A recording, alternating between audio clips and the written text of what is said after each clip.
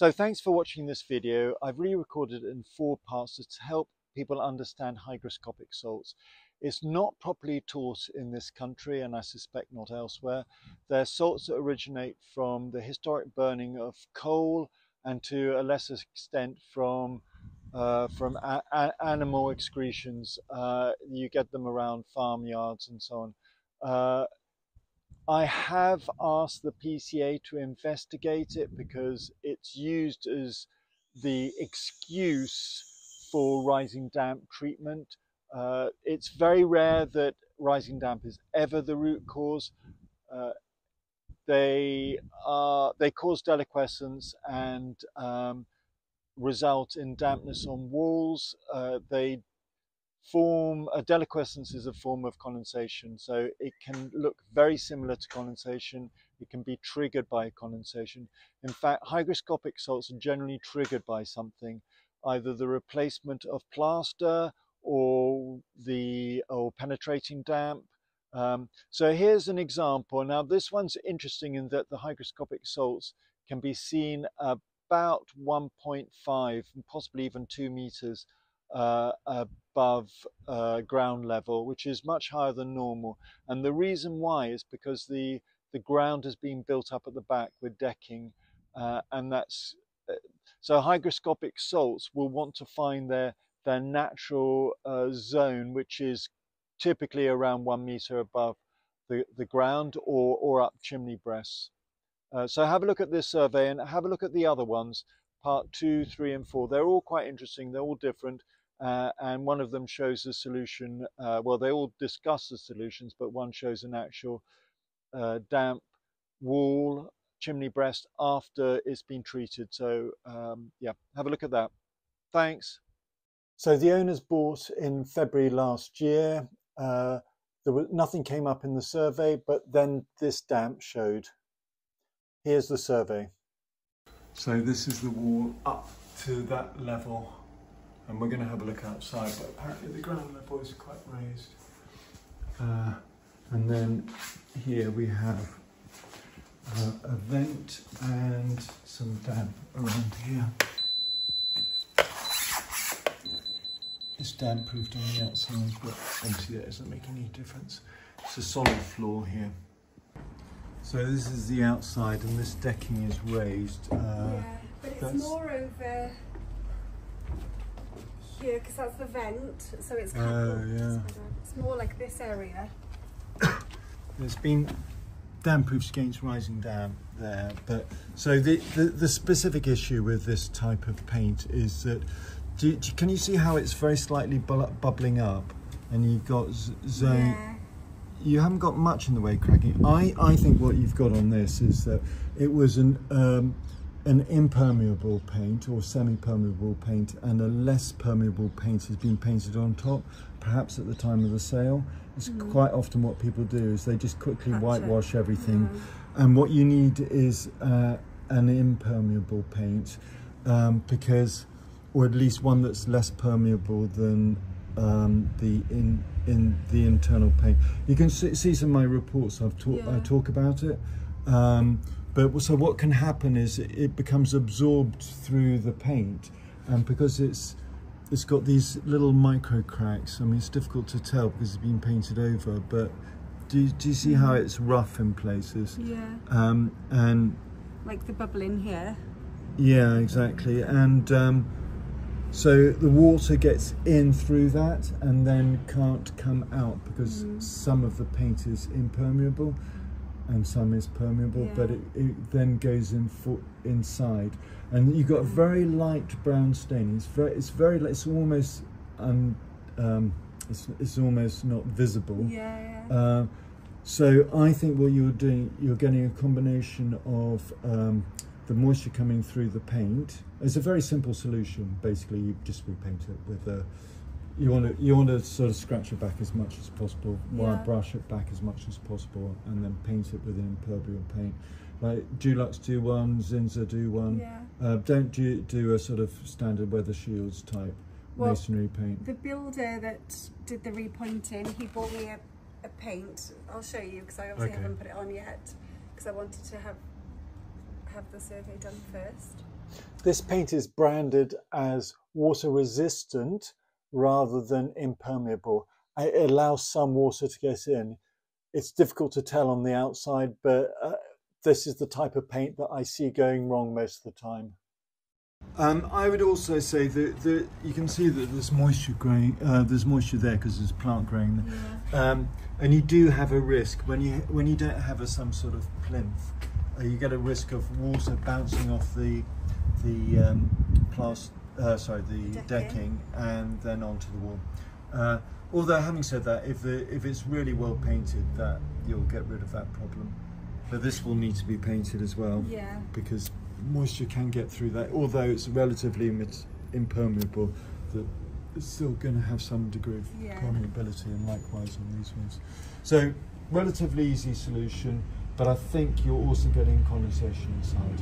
Okay. And the fact that you've closed off the vent is part of the thing. I noticed that you've got this continuous flow extractor fan, so that's good. Okay. I can feel it coming through. I'll measure it, but you know, in a kitchen there's going to be some level of risk, and if you've got the paint stopping the water from evaporating out, the bricks become damp, and that dampness causes heat loss, which increases the risk of condensation. Okay. So anyway, we'll have a look a bit more of that later.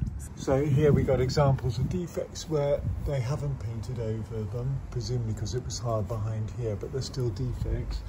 And yet these ones have been painted over, but probably with a weather shield type, you know, semi-permeable that allows the moisture in, but it's hiding the defects, so the water's getting trapped and can't evaporate out, so it goes into the brick, causes heat loss, and a small amount is obviously coming all the way through. So the difference between the permeability of the brick and the paint, and then equally behind here it isn't painted. They may be hygroscopic because this is an old chimney breast and it would have come all the way over.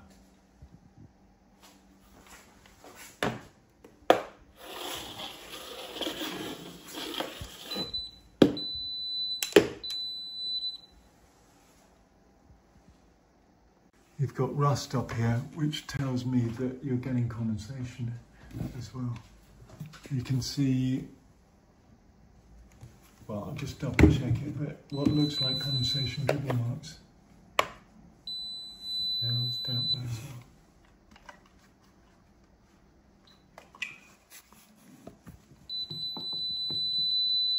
So all the things we talked about on the outside will be relevant to that. I don't think that that's caused by hygroscopic salts. It's too far from the chimney breast, but it could be.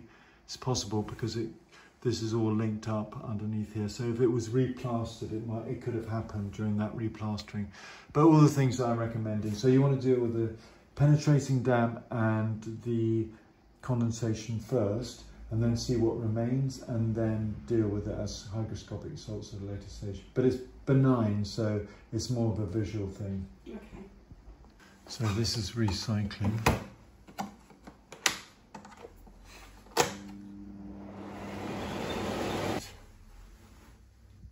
Still a lot of condensation everywhere, and well, we're early September.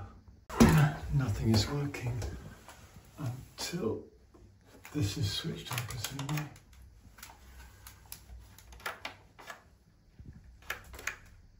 Oh, I think your extractor fan's not working anymore. That's not going to help you. So this vent is now blocked.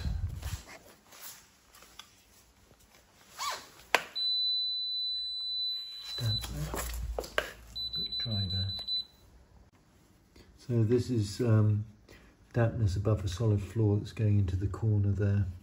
I mean, it wouldn't be rising damp anyway, just because the shape is wrong.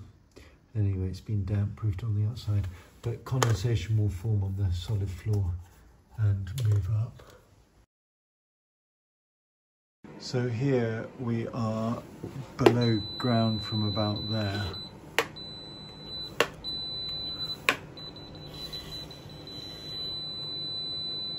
It's just about, and this is all below ground, which is damp. And likewise over there, this is also below ground. Downstairs we have a PIV system, which, well, you know my thoughts on those. There's a dehumidifier, but not a very strong one. And then we got dampness on this wall and mould in the bedroom, particularly in this cupboard here, where it's on shoes and clothes, and it smells quite mouldy. That comes from a combination of heat loss and, well, primarily from insufficient ventilation or dehumidification and heat loss. Made worse by heat loss, that is. What I believe is you have three things going on. You have penetrating damp, and you've got a risk of penetrating damp on the outsides of the pane tissue. And you can see there's a very light colour there, which indicates the water coming through. Just a very small amount, but it's still there. But you've got, this is a chimney breast, and chimney breasts, when they were originally used for heating, they would use coal, and coal can emit what are called hygroscopic salts. So in particular calcium nitrate, which forms a form of condensation at 50% relative humidity. So you won't see that disappear until you drop the internal vapour levels below 50% for a prolonged period of time. And just like I was describing with the calibration jar, that salt that has a specific relative humidity of 75%, so calcium nitrate has a specific relative humidity of 50%. And it comes from coal primarily, burning of coal, historic, it's not current. But you can see this is a chimney breast when you look at it. And it forms that type of dampness, that looks like condensation, but hygroscopic salts are a form of condensation. So the reason I say it looks like condensation is that it's relatively colourless, it's got a very sharp edge, and it's distinctive, as opposed to, if you go downstairs, it's rougher, it's not as distinctive, the damp downstairs. Okay. So that explains that. This one here is a combination of factors, but it's been damp proofed, but that's not dealing with, so it's having, you're getting condensation basically here. And it's forming on the cold floor, and it's rising up. Every form of dampness rises, but rising damp is very specifically groundwater, that's the water under the water table. So condensation, penetrating damp, all of those will rise up. So if condensation forms on the floor, it rises up. Now, in terms of ventilation, the bathroom vent isn't working at the moment. At least I couldn't get it working. I don't know if I really turned it off. Well, if I do it here and then... There's a button here, but I can't reach it. I don't know if maybe it's not reach. Yeah, sure. But do you turn it on or? Well, I had turned it on, and I don't know whether I turned it off or whether it stopped working. Because it. Oh, that works now. Yeah, I kept meaning. How long for? How long has it been off for? Since I moved in, but then when I had my bathroom done, because I was like, oh, just take that off because it doesn't work. And then he said, oh, I'll press the button. So I did have it on for about a week. And when was that, like a year ago, 2 years ago? No, that was like a month ago. Oh, okay, so this is recent. And then I must have turned it off by accident. Okay. The options here, this is moisture that's percolating down through from the outside. You can do things to improve the outside, like a plinth and so That's a sort of raised area of cement-based mortar that goes along. That will reduce the amount of moisture, but you're still below ground. And this building was originally designed for the water, the rainwater that's percolating down through the soil to evaporate through the brickwork, and you wouldn't have particularly noticed it, but it would have been there. So nothing has changed, but by putting plaster on it, you're reducing its ability to evaporate, so it's coming through specific areas, and also you're noticing it more. So you could just ignore it, know that it's not going to cause any defects, but yes, there is a little bit more vapor coming into the air, but nothing, a lot less than drying a t-shirt, for instance. So it's relatively benign. But if for decorative reasons you wanted to do something about it, you could use a silver or foil backed lining paper and then paint over it, or wallpaper it, or whatever. You probably want to sandpaper down just to make it smooth first.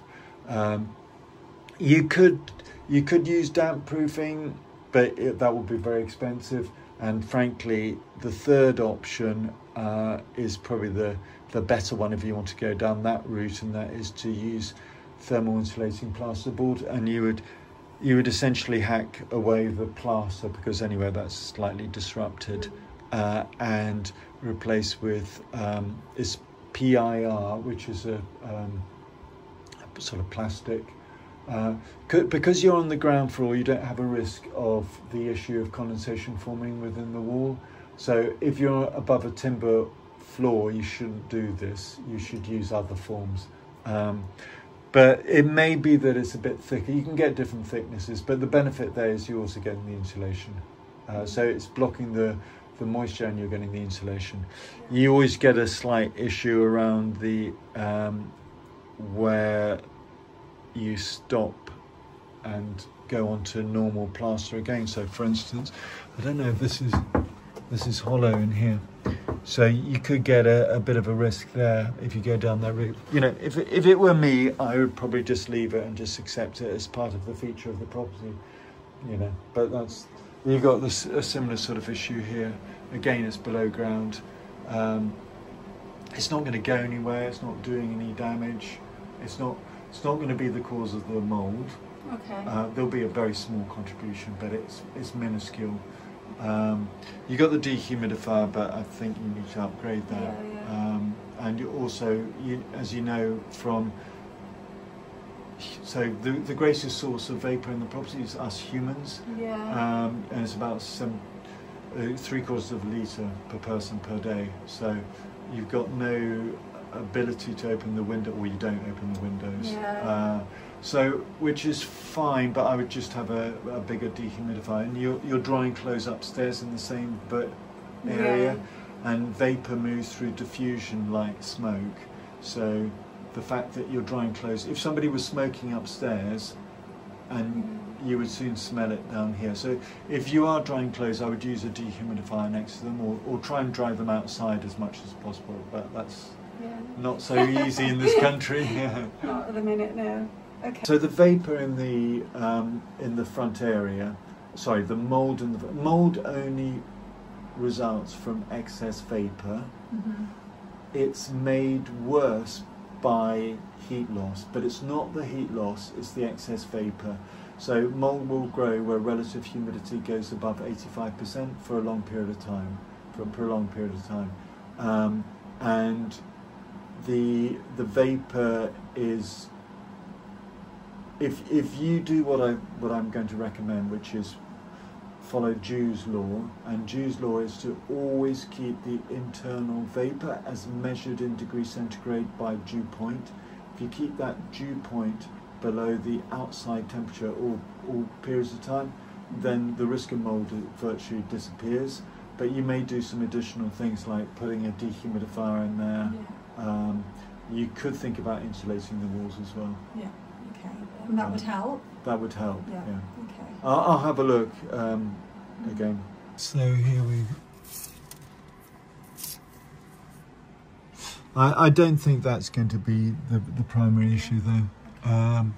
I mean, obviously it's summertime now, and in winter you may, or it's late summer, but you may get a bit of moisture in here. But as I say, it's no different to drying a t-shirt or something like that. It's because you're close. You know, you got the bed nearby, and there's no. I mean, I would, if it were me, I would probably insulate these walls, and you can get some very inexpensive insulation. And just this is that's plasterboard, and that's probably plasterboard. Well, you can get insulation, but there's the lack of the airflow. So even though you've got a bit of a vent, the vent there. There's a vent here, and then there's another one over there. Although I have covered it with a mirror. But it's the vapor. It's the vapor's the primary issue, and then they're made worse by heat loss. Okay. But if you follow my rules, you'll be fine. So just to explain, so if we take the kitchen, you want to keep the dew point below the outside temperature. So at all times, which it is below at the moment. So the key issues are that the penetrating damp is getting through the paintwork on the outside. So you want to wire brush that back, repaint it with an impermeable paint. You want to keep down the internal vapor levels by using a much better, much more powerful 20 litre plus dehumidifier, especially close to drying clothes. You want to monitor and maintain the dew point below the external temperature at all times, the internal dew point below the external temperature at all times. If you continue to have those damp patches, it's because they're hygroscopic salts, and the simple solution is to paint a coat of oil-based primer such as Zinza cover stain, and then you can paint whatever you want on top of that. So very simple, and think about insulation downstairs. Okay, thank you.